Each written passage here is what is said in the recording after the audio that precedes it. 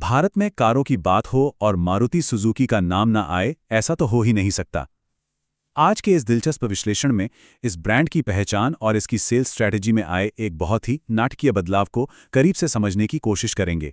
दशकों से जो एक आम धारणा बनी हुई थी, नए आंकड़े उस पूरी छवि को बिल्कुल पलट कर रख रहे हैं। तो सबसे पहले बात करते हैं उस पुरानी पहचान की, यानी किफ़ायती कारों के उस मशहूर युग की। 90 और 2000 के दशक को याद करें तो इस ब्रांड का मतलब ही था पॉकेट फ्रेंडली, बजट वाली कारें। ऑल्टो 800 जैसी गाड़ियां हर मिडिल क्लास परिवार का पहला बड़ा सपना हुआ करती थीं, है ना? लेकिन दिलचस्प बात यह है कि वो पुरानी मीठी यादें आज की सच्चाई से एकदम अलग हैं। कार अब सिर्फ एक किफ़ायती साधन नहीं रह गई है। क्लासिक एंट्री लेवल गाड़ियां अब टॉप सेलर्स की लिस्ट में सबसे ऊपर नहीं हैं। इसके बजाय अब सारा फोकस मिड सेगमेंट, एसयूवीज और उन खरीदारों पर शिफ्ट हो गया है जो कुछ बड़ा और प्रीमियम चाहते हैं। अब सवाल उठता है कि ये बदलाव आया कैसे? चलिए बेस्ट सेलर्स में हुए इस बड़े शिफ्ट और नए मार्केट लीडर्स की शुरुआत पर नजर डालते हैं। तो आखिर वो कौन सी गाड़ियां हैं जिन्होंने उन पुरानी एंट्री लेवल कारों को पीछे छोड़ दिया है? खैर, आज के समय में इस कंपनी का पूरा दबदबा मुख्य रूप से इन 5 खास मिड सेगमेंट मॉडल्स पर टिका है, और वो हैं फ्रॉन्क्स, डिजायर, स्विफ्ट, अर्टिगा और बलेनो।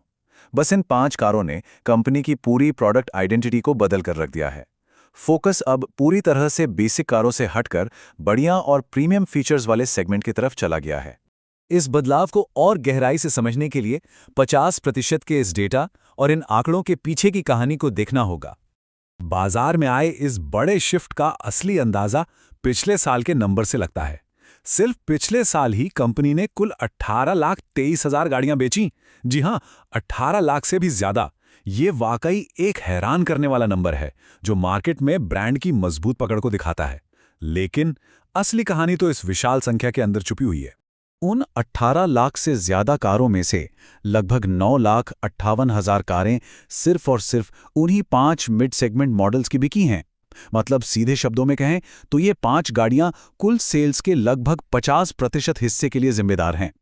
ये सोचने वाली बात है कि एक कंपनी जो इतने सारे अलग अलग मॉडल्स बनाती है, उसकी आधी से ज्यादा बिक्री सिर्फ मिड सेगमेंट से आ रही है। ये कोई मामूली आंकड़ा नहीं है, बल्कि कंज्यूमर के बदलते मूड का एक बहुत बड़ा और पक्का सबूत है। तो आइए अब आधुनिक खरीदार की बदलती मानसिकता और उसके मनोविज्ञान को समझते हैं। आजकल के बायर्स की सोच में एक बहुत बड़ा बदलाव आया है। एक बहुत ही आम धारणा बन गई है कि अगर मुझे सिर्फ एक बेसिक एंट्री लेवल कार ही लेनी है, तो उससे बेहतर तो मेरी मोटरसाइकिल ही है। मतलब अगर कार लेनी ही है तो वो थोड़ी ऊंची, बड़ी और बेहतर होनी चाहिए। यही बदलता मनोविज्ञान इस बात का एकदम सटीक जवाब है कि क्यों बेसिक कारों के बजाय अब एसयूवीज और मिड सेगमेंट को इतनी ज्यादा तरजीह मिल रही है। आगे की राह क्या होगी, विशेष रूप से इस बढ़ते एसयूवी ट्रेंड को अपनाने के मामले में? जैसे जैसे पूरा का पूरा बाजार एसयूवी और प्रीमियम सेगमेंट की तरफ तेजी से मुड़ रहा है, वैसे वैसे इस ऑटोमेकर ने भी खुद को बड़ी ही चालाकी से उसी सांचे में ढाल लिया है। लेकिन इस पूरे विश्लेषण के अंत में एक बहुत ही दिलचस्प सवाल खड़ा होता है। जब ये ऑटोमोबाइल दिग्गज ऊंचे सेगमेंट्स में अपना दबदबा मजबूत कर रहा है, तो वो कौन सा ब्रांड होगा जो आगे बढ़कर उस खाली हो रहे छोटी कारों के बाजार पर राज करेगा? क्या कोई नया खिलाड़ी इस जगह को भरेगा? सच कहा जाए तो भविष्य का ये बाजार एक बहुत ही रोमांचक मोड़ पर खड़ा है।